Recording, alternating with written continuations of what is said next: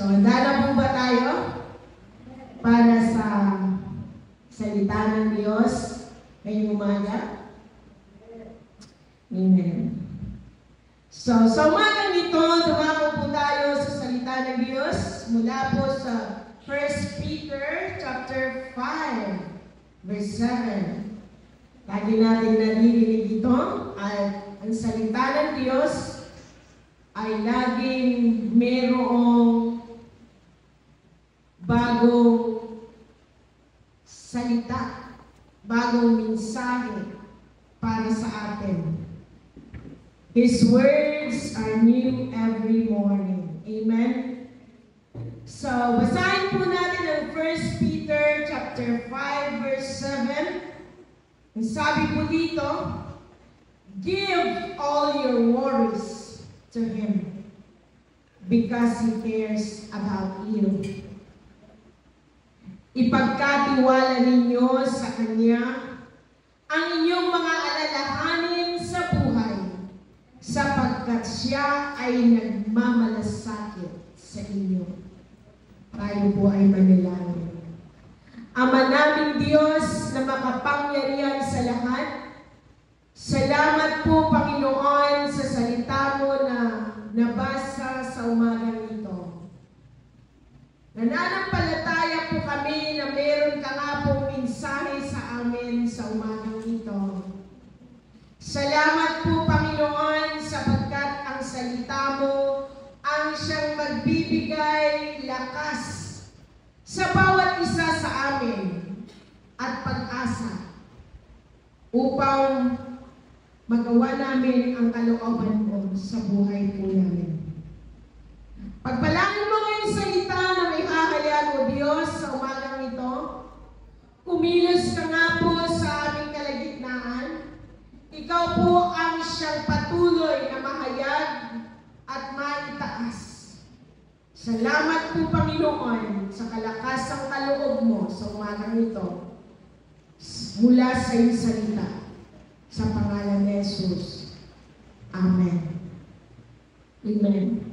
Amen. So, sa umagang ito ang ating pong mensahe na papagatang 5 ways that God cares for you. 5 ways that God cares for you.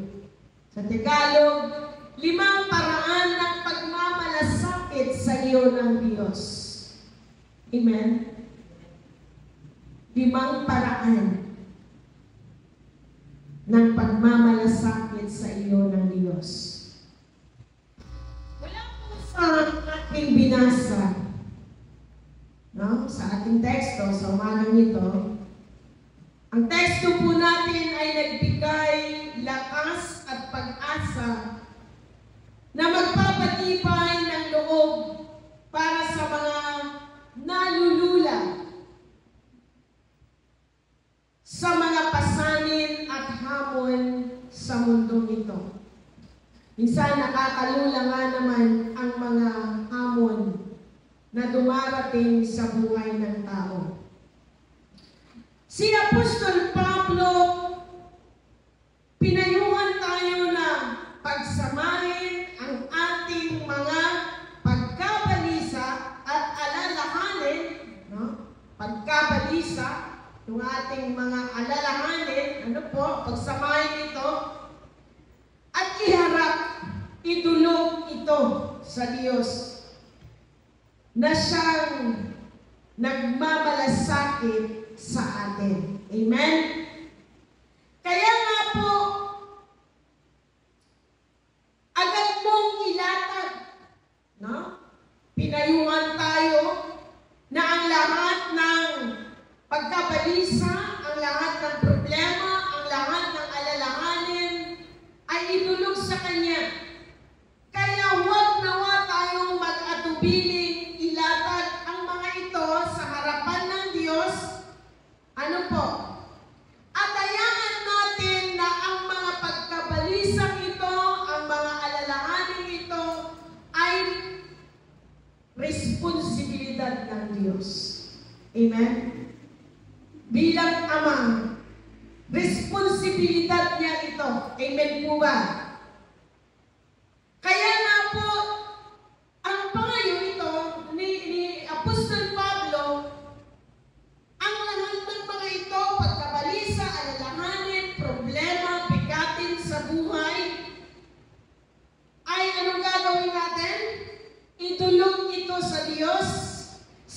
sapagkat siya ay nagmamalasakit sa atin. Amen po ba? At hayaan na natin responsibilidad na ito ng Diyos. Amen? Hayaan natin na ang Diyos na pangasiwangan ang mga ito ng kanyang sariling kaparaanan. Amen? Dahil ang Diyos ay may sariling kaparaanan upang magawan ng paraan ang mga bigatin at alalahanin ito sa buhay po natin. May paraan ang Diyos. Sabihin mo nga sa iyong katabi. May paraan ang Diyos. Amen? Palagpakan nga po natin ang Panginoon. Hayaan natin na responsibilidad ito ng Ama natin sa langit. Amen? Sapagkat alam niya ang mabuti at gagawin niya ang pinakamahusay. Amen? Ang ating mga personal na alalahanin ay nasa mga kamay ng Diyos. Amen? Nasa mga kamay ng Diyos. Alam niya ang ikabubuti ng kanyang mga anak. Wala tayong ibang gawin kundi ilatag, idulog sa Kanya, pagsama-samahin natin ang alalahanin, no? Yung ating mga problema, yung ating mga bigatin, at idulog, ihayag sa Kanya. Amen? Amen. Alam niya ang gagawin ng Diyos. Alam niya ang Kanyang pinakamahusay na solusyon. Amen. So, ano-ano ang mga mahalagang bagay na ating matututunan mula sa banal na aklat na magpapakita sa atin kung paano ang Diyos ipinakita ang Kanyang pagmamalasakit sa atin ngayon. Una dito, sinasagot ng Diyos ang ating mga panalangin. Amen po ba? Tumutugon ang Diyos sa ating mga pangangailangan. O diba, responsible Father. Ang isang responsableng Ama, tinutugunan ang bawat pangangailangan ng kanyang mga anak. Amen po ba? Sinasagot niya ang bawat karaingan ng kanyang mga anak. Pinapakinggan niyang maigi ang bawat problema. Sinusolusyonan niya ito sapagkat siya ay nagmamalasakit sa atin. Amen? The God, our Father, answers our prayer. Amen? Sabi nga sa Matthew chapter 7, verses 7 through 11, ang sabi dito, humingi kayo at kayo'y bibigyan. O diba? Ang humihingi, binibigyan. Amen? Ang dumadalangin sa Diyos, anong ginagawa ng Diyos? Tinutugunan. Amen? Tumutugon ang Diyos sa bawat panalangin. Kaya anong nais niya? Anong gusto niya? Sabi niya, humingi kayo at kayo'y bibigyan. Ba't niyo bibigyan ang hindi humihingi? Ano po? Humingi kayo at kayo'y bibigyan. Humanap kayo at kayo'y makakatagpo. No? Ang mga tao, hindi nila hinahanap ang Diyos. Sa kanilang kaisipan, kaya ko pa naman. Saka na lang ako lumapit sa Diyos pag hindi ko nakayanan. O diba? Karamihan sa mga taong kilala natin, saka lang sila lumalapit sa Diyos pag hindi na nila nakayanan ang problema. Tama po ba? No? Marami tayong kilalang ganoon. Sa ngayon, malakas pa sila.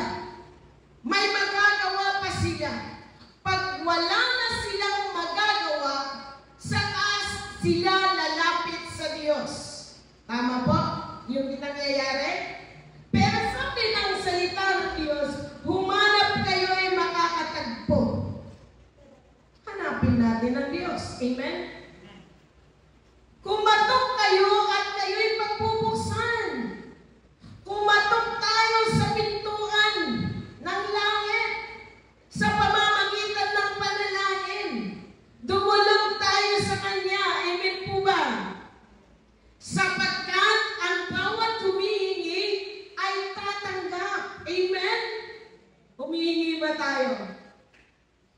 Amen po ba?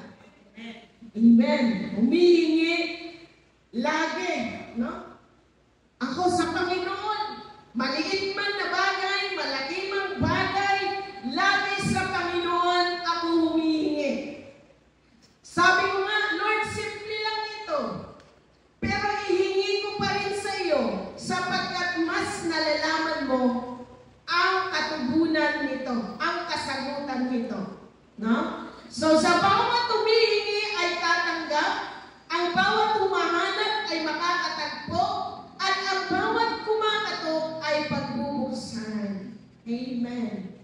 Bibigyan ba ninyo ang bato ang inyong anak kapag siya'y humihingi ng tinapay? Sino sa inyo na magbibigay ng bato sa anak na tinapay ang hinihingi? Anong klaseng ama iyon? Pero ang ating amang nasa langit, hindi tayo bibigyan ng bato kung tinapay ang kailangan natin. Amen? Bibigyan ba ninyo siya ng ahas kapag siya humihingi ng isda? Anong klaseng ama ito? Kung kayong masasama ay marunong magbigay ng mabubuting bagay sa inyong mga anak, gaano pa kaya ang inyong Ama na nasa langit? Bibigyan niya ng mabubuting bagay ang sino mang humihingi sa Kanya. Amen? Mabubuting bagay ang ibibigay ng Diyos sa sino mang lumalapit sa Kanya. Amen? Amen po ba? Kaya sabi niya din sa Philippians 4, verses 4 to 7, magalang kayong lagi sa Panginoon. Bakit kailangan tayong magalak? Sapagkat ang mga ito, ang mga pangako ng Diyos, siya ay tumutugon. Ano po? Siya ang Diyos, siya ang Ama na tumutugon sa bawat pangangailangan po natin. Kaya wala tayong ibang gawin na dapat tayo naway magalak lagi sa Panginoon.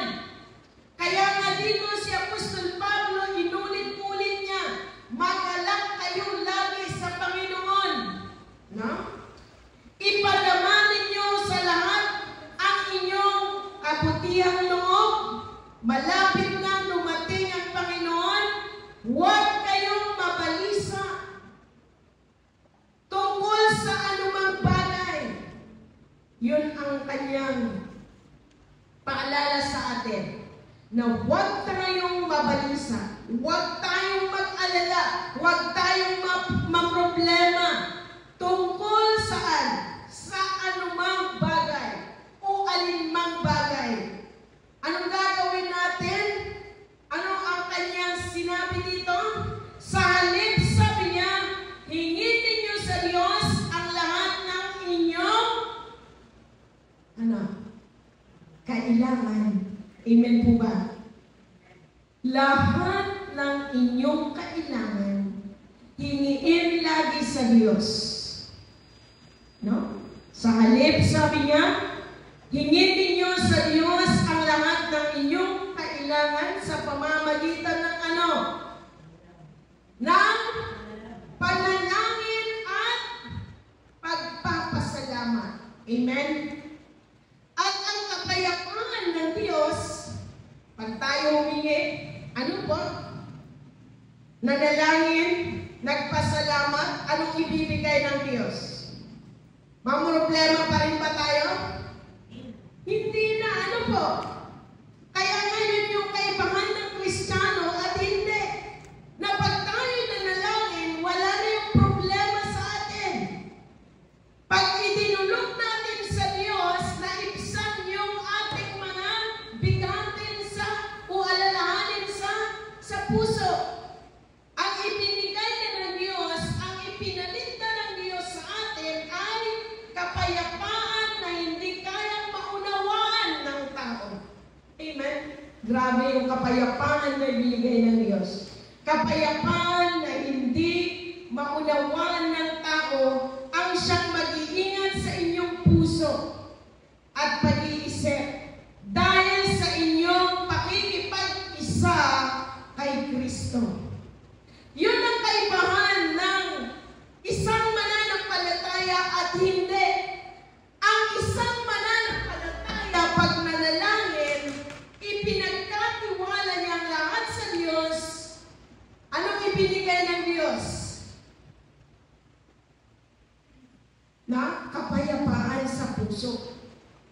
wala na yung alalahanin. Sapagkat ipinagkatiwala mo na sa Kanya. At alalahanin na ito ng Diyos. Alam niya yung mabuti, alam niya yung pinakamagandang solusyon para sa bawat pangangailangan po natin o problema po natin. Siya ang nakaalam. Amen? Hayaan nating responsibilidad ito ng Ama nating nasa langit. O diba, ang mga anak, wala mang problema. Ano po? Pinoproblema ba ng ating mga anak yung ating kakainin? No, yung mga anak nating hindi pa pwedeng magtrabaho, wala silang problema. Ano po?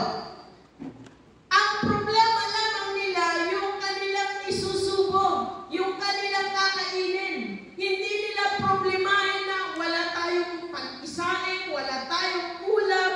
Ang may problema ay ang magulang. Ano po? Ganon din po ang ating Amang nasa langit.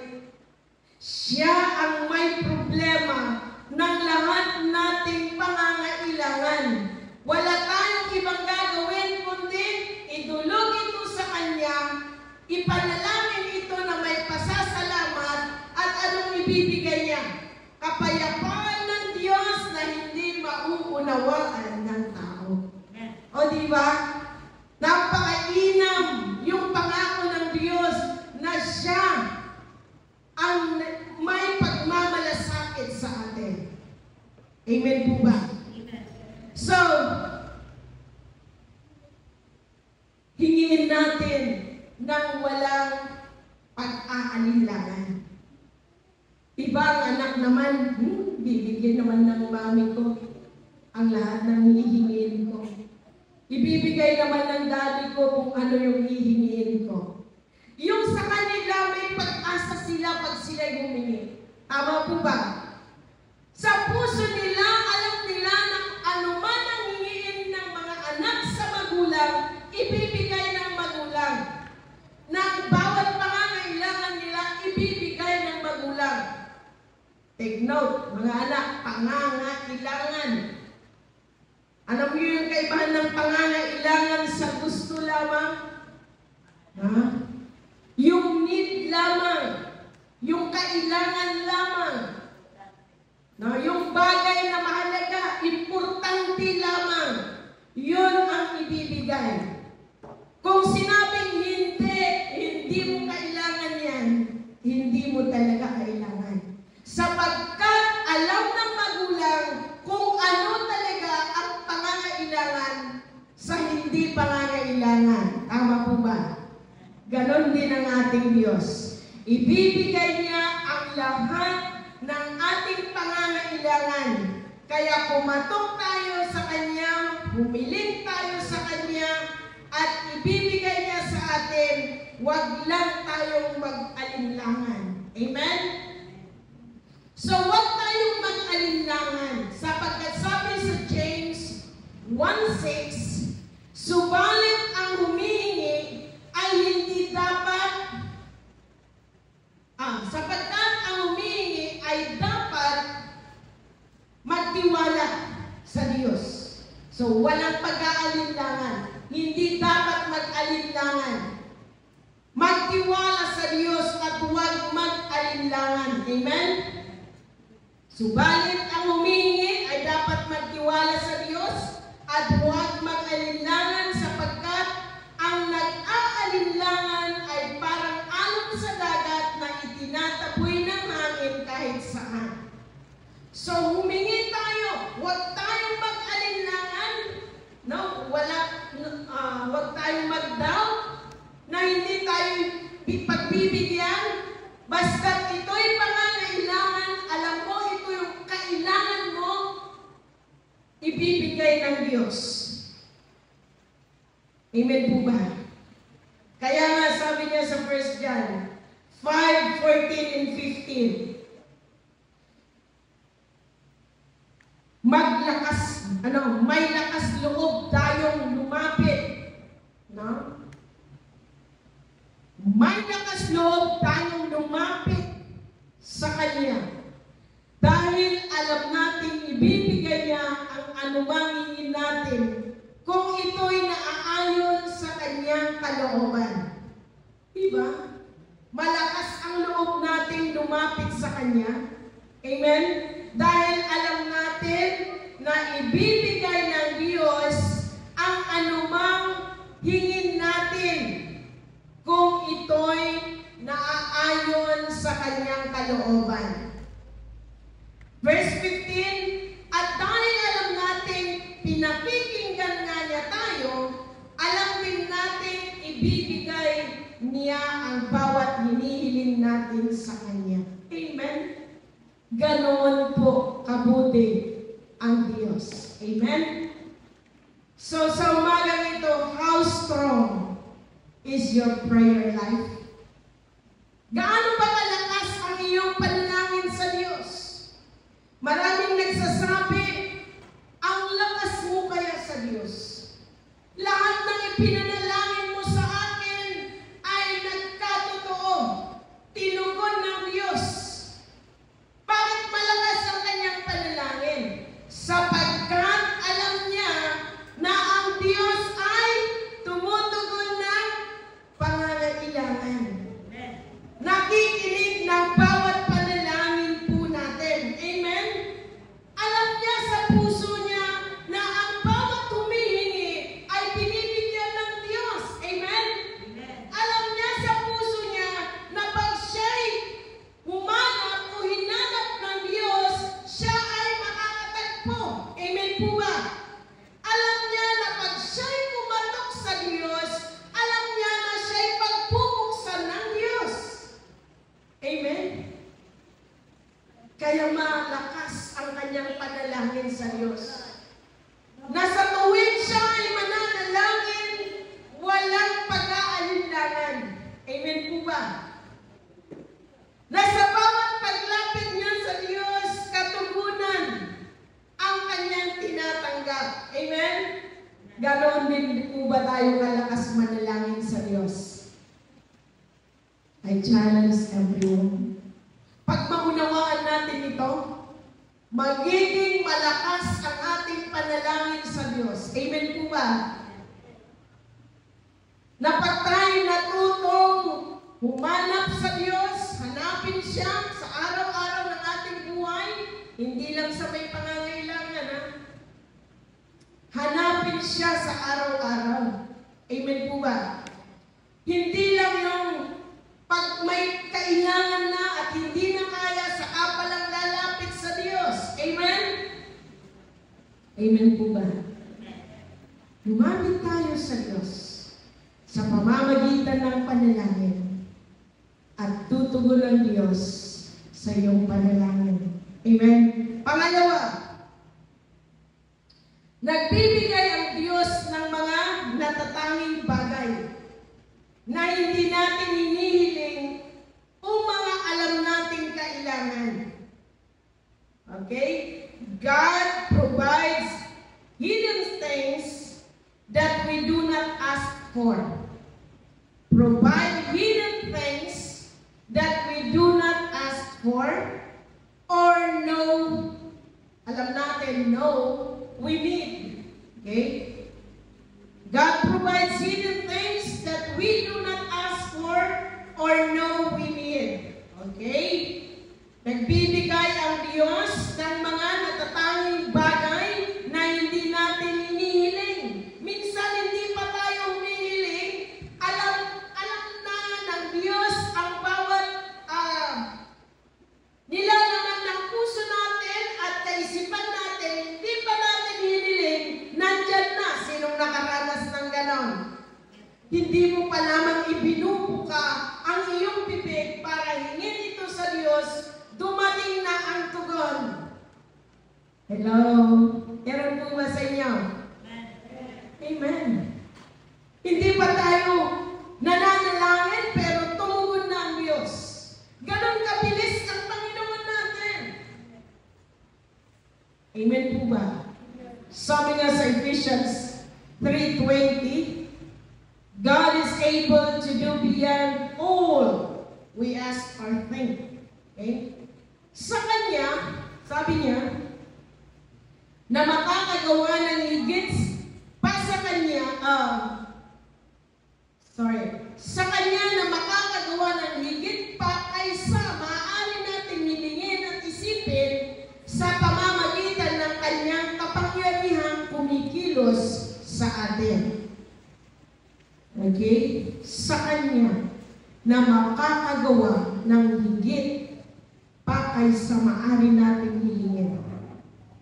No? Higit pa kaysa atin ihilingin. Magagawa niya. So, isipin po natin ang ating buhay. Meron ba tayong mai-testify na kumilos ang Diyos sa ating buhay? No? Hindi pa tayo humihingi, ngunit ipinagkaloob na ng Diyos. Maaari pa lamang tayong hihingi, ngunit nariyan na ang katugunan ng Diyos. May mga bagay ba? May mga pangyayari ba sa buhay natin na naganap na hindi pa po tayo humihingi, ngunit ang katugunan ng Diyos ay nariyan na? Iniisip pa lamang natin. Sinasabi pa lamang natin, sana nga mayroon ako nito. Maya-maya, sana nga may tutugon, magpapadala nito. Niisip pa lang. Hindi pa natin naibubuka ang ating mga bibig. Pero, narinig na ang katugunan ng Panginoon. Minsan, kahit material na bagay na hindi natin naman kailangan, no? Di ba ang magulang pag natuwa sa anak, hindi man ito hiniling ng anak, nagbigay na ang magulang? May mga sitwasyon ba sa mga magulang na ganito na hindi naman hiniling ng anak na ibigay na ng magulang? Meron po bang ganon? Mayroon, ano po, hindi mo naman kailangan humiling, pero ibinigay na sa'yo. O kahit sa hindi magulang, ano po? Alam mo na, meron kang material na bagay, kailangan mo din naman ito. Pero hindi mo pa nahiling sa Diyos na ipagkaloob na. Gumamit na ang Diyos ng tao magkaloob nito. Amen? Amen. Ang Panginoon, alam niya kung papaano niya mapasaya ang kanyang mga anak. Amen? Nakakagala ng pagkilos ng Diyos sa ating mga buhay. Amen po ba?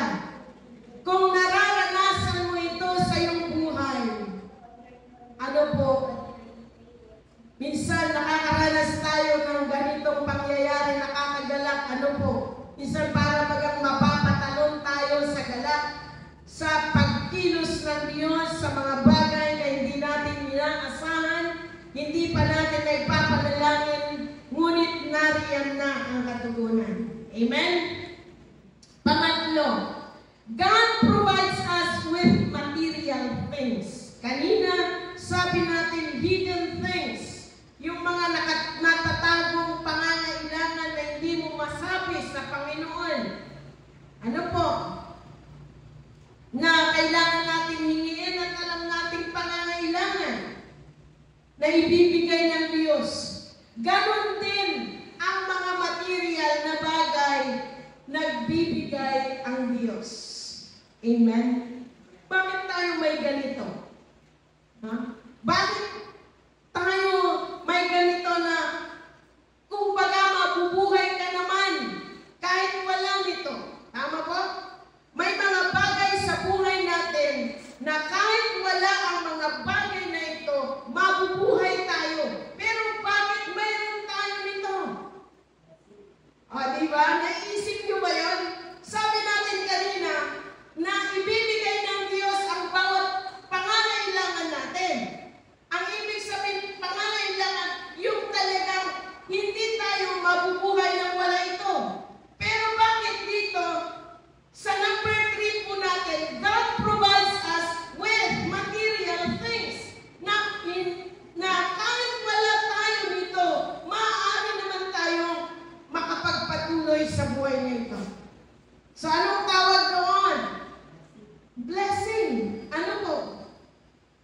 cellphone ba kailangan natin? Need ba natin ng cellphone? Hello? Hindi natin need yun. Once lang natin. Mommy, I want iPhone. Once lang yun. Hindi naman, Mommy, I need iPhone. Hindi naman sinabi ni Kendall na, Mommy, I need iPhone. Pero, Mommy, I want iPhone. Anong kaibahan? Mabubuhay siya ng kahit walang cellphone. Tama po ba? Pero bakit nabigyan siya ng cellphone? Na? Dahil gusto kang i-bless ng mga magulang mo. Amen po ba? Ganon din ang ating Amang nasa langit. He provides us with material things. Gusto niya iparanas sa buhay natin yung punong-puno tayo ng biyaya at pagpapala. Amen po ba? Amen? Hello? Amen. Amen. Nakakagaya. Minsan ewan ko ba kahapon, para bagang nagmuni-muni ako nung ako'y bata pa, nung ako'y nagdadalaga, na maalala ko yung ulam namin, yung napost ko kahapon, ito lang ang ulam namin nung bata ko, yung kape na may kanin, ano pa, yung tuyo at kanin, mantika, toyo at kanin, Milo at kanin, ano pa? Bagoong at kanin. Alam niyo kung anong paborito ko doon? Bagoong at kanin. Okay? Yun ang paborito ko lang. Mabubuhay na ako. Hanggang ngayon, sabi nga ni Pastor Alina kahapon, huwag mo nang balik-balikan. Kasi, sabi ko, hanggang ngayon, matanda na ako, bagoong at kanin, pwede pa rin sa akin. Ano po? Grabe naman yung kahirapan ng bata ko. No? Nakakaiyak naman, ano po? Yung kahirapan natin noon. Pero, buti na lang, meron tayong mga pananim na gulay, ano po? Nilagang patola, okay na sa akin. O di kaya lagyan mo ng sabaw, lagyan mo ng bagoong, lagyan mo ng kamyas, o salumage, alam mo yung salumage, Soralina. Sampalok, pwede na ako. O yung patola na may sitaw, merong saluyot, okay na ako. Hanggang ngayon, okay na ako. Lagi na lang, nakakasawa na sa akin. Lagi na lang patola, sitaw, saluyot. Malala ko galing ako ng Hong Kong, sabi ni Brother Rodel, ano ba naman yan? Araw-araw na ng sitaw. Dumating siya, sitaw pa rin. O diba? Kasi, okay na ako sa buhay na gano'n. Hindi ako namimili ng uulamin. Ano po? Pero ngayon, ang Panginoon, grabe, ano po? Nung ako'y nakakilala sa Panginoon, binago ng Diyos ang buhay ko. Dinagdagan na niya ito ng hotdog, longganisa, ano pa? Corn beef, na pag papipiliin mo ako sa corn beef at bagoong, saan ako? Bagoong pa rin, tanong nyo sa kanila.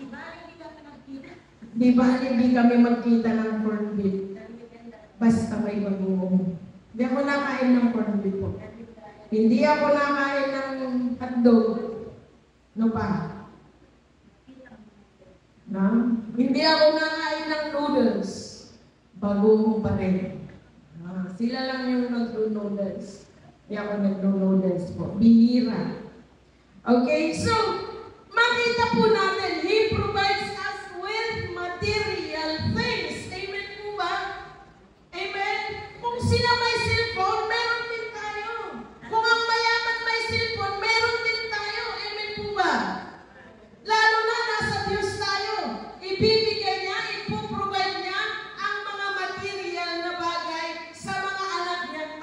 Kanya. Amen?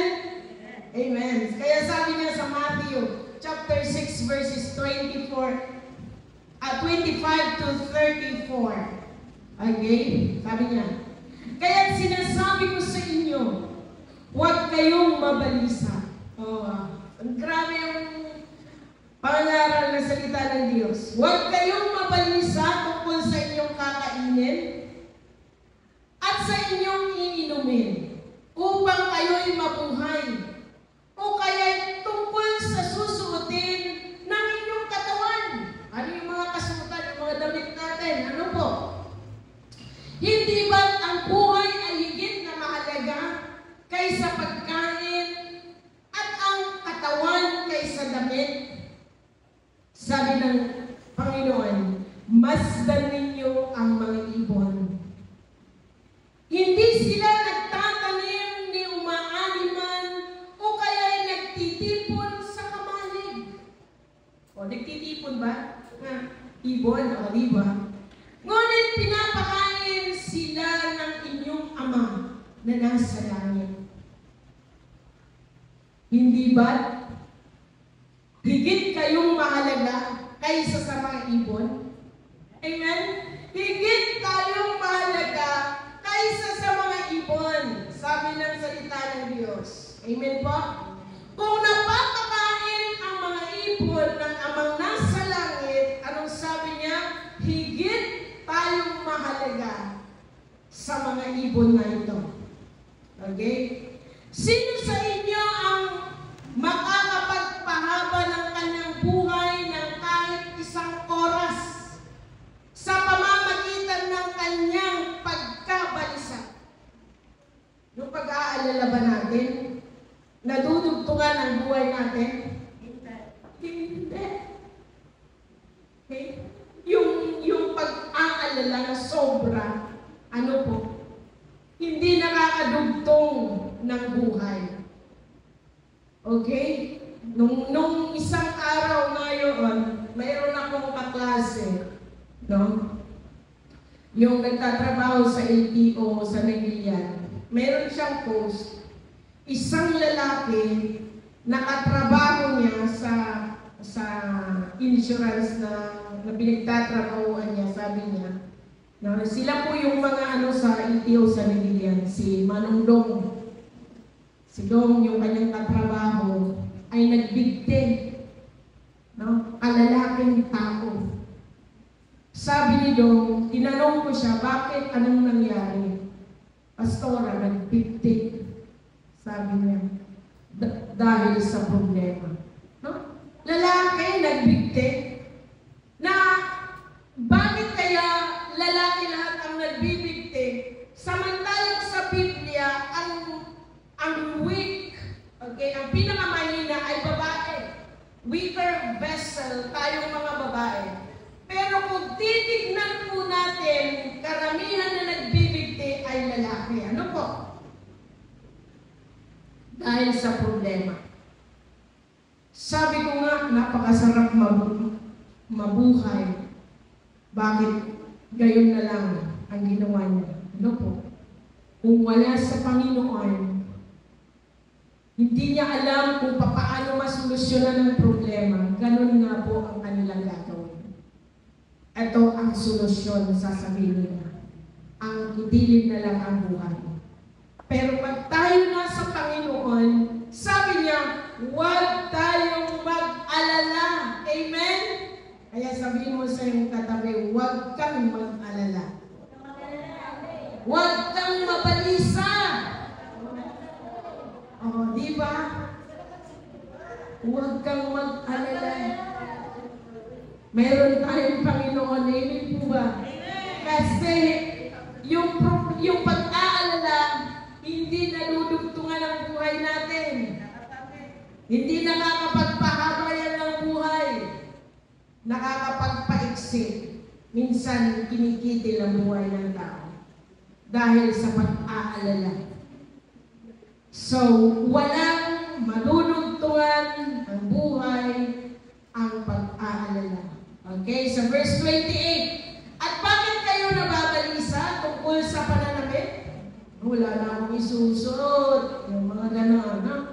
Isipin ninyo kung paano tumutubo ang mga bulaklak sa parang. Hindi sila nagtatrabaho ni gumagawa ng damit. Ngunit sinasabi ko sa inyo, kahit si Solomon, sa kanyang karangyaan, isipin natin, marami ang buhay ni Solomon. Kahit si Solomon, sa kanyang karangyaan, ay hindi nakapagdamit ng singganda ng isa sa mga bulaklak na ito. Na?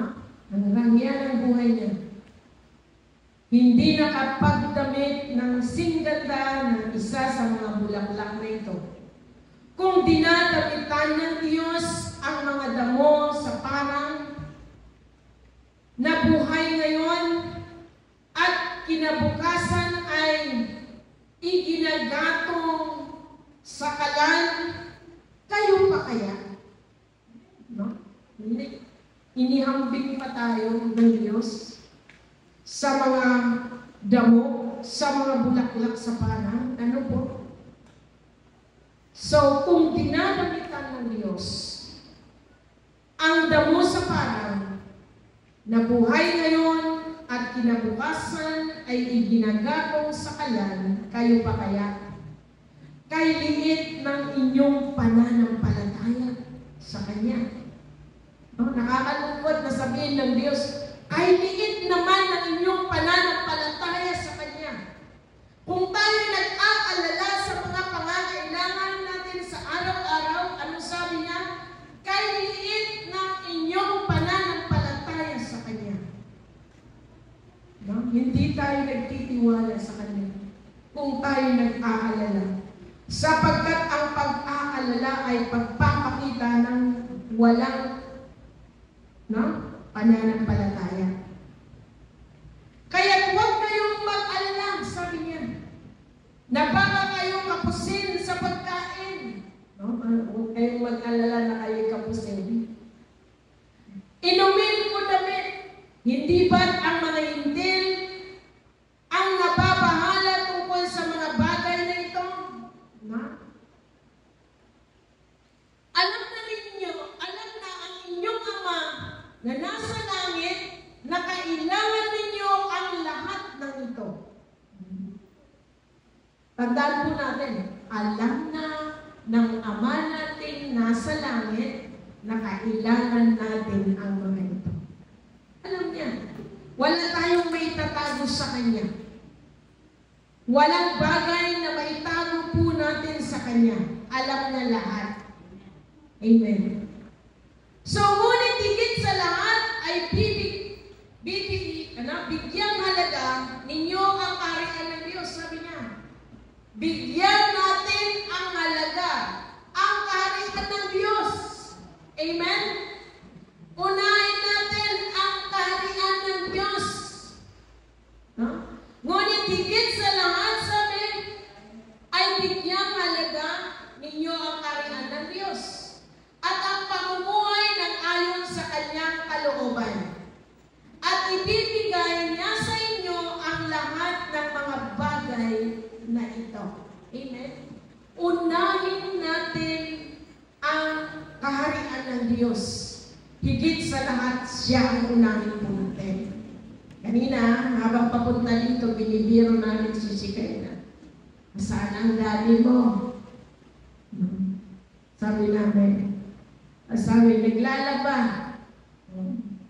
Anong inuna? Paglalaba. Ano po? Unahin ninyo ang salita ng Diyos.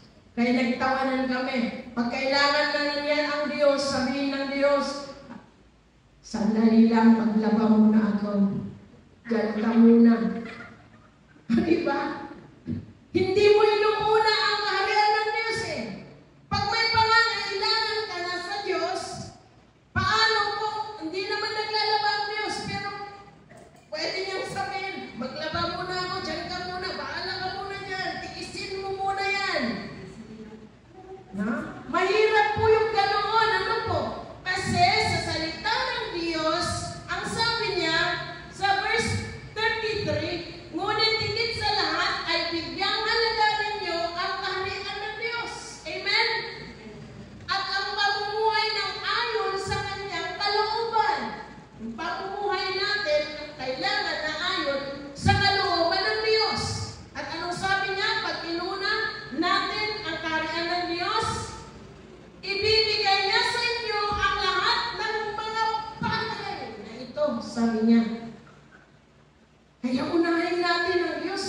po natin. Amen? Kaya nga, dugtong pa nga kanina kay si Kaina, haha, pagdating ng araw, si Kaina pahinging tubig. Sasabihin ng daddy mo, madalang mo ng tubig, si Kaina, ha? Ano yun? Ano yun? Sabi ni Kendall, hindi nila ako namaan yung kwento. Huh? Diba? Nakakalungkot, maraming tao ang hindi pinahahalagahan ang Diyos, hindi inuuna ang Diyos, ipinapadala ang anak sa simbahan na dapat ang ama, ang ina, ang nagdadala sa anak nasa simbahan. Amen po ba? Amen. Hindi mo ipadala, dalhin mo mismo ang anak mo. Amen? Sa susunod, sisikay na lang magdadala